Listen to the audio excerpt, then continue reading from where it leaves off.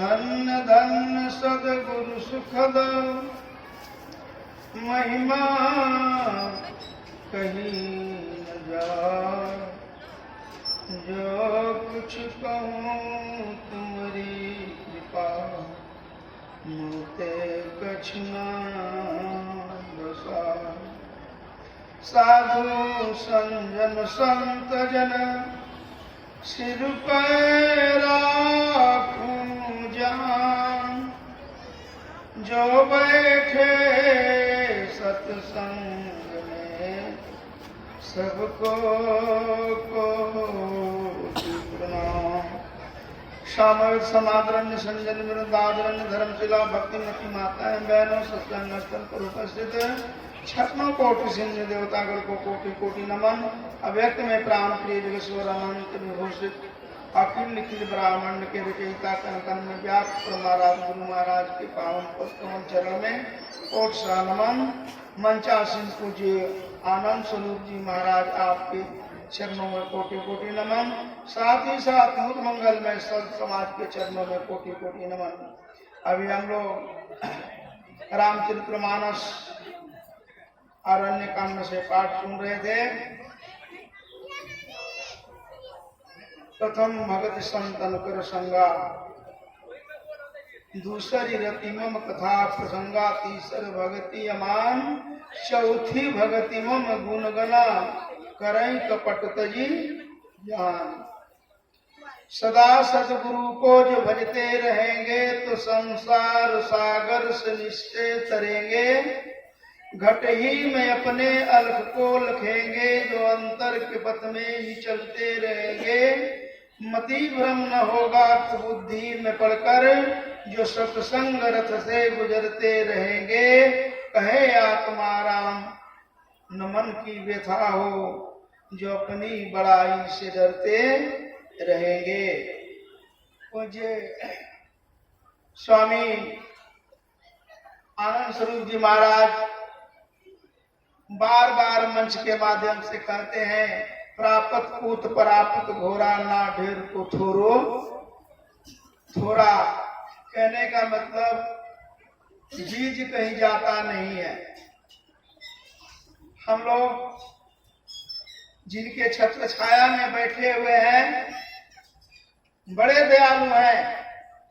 आनंद रूप स्वरूप दयानिधि पतित अनेकन तारी, ऐसी गुरु मूर्त की बलिहारी। एक बार गाजीपुर आश्रम में गुरु पूर्णिमा का भंडारा चल रहा था। बगल में ही नदी के उस पार अवघड़ कीनाराम का मठ है। आश्रम से मात्र 5 किलोमीटर की दूरी है।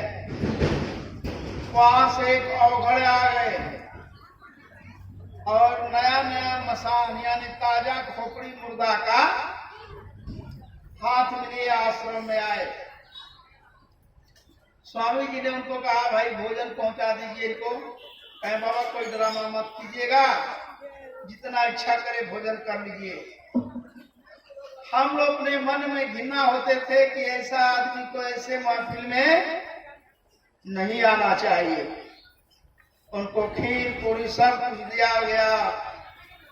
खोपड़ी में खीर ले लिए, पत्तल में पूरी ले लिए और कुछ दूर पे जाके पलथी मार के बैठ गए।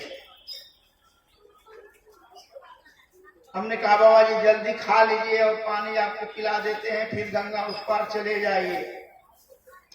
कुछ नहीं बोले। और पूज्य हमारे आनंद स्वरूप जी महाराज पहुंचे तो उस अवघड़ से कहें, और आपको कुछ चाहिए? उसने कहा, मुझे गांजा का पैसा चाहिए, मुझे दारू का पैसा चाहिए, मुझे बीड़ी का पैसा चाहिए। हमको भीतरे मन ही मन गुस्सा उठ रहा था कि जितना सब कह रहा है इसको एक भी नहीं देना चाहिए। लेकिन पूज्य बाबा आनंद स्वरूप जी महाराज उस अवघड़ को कुछ पैसा दिए।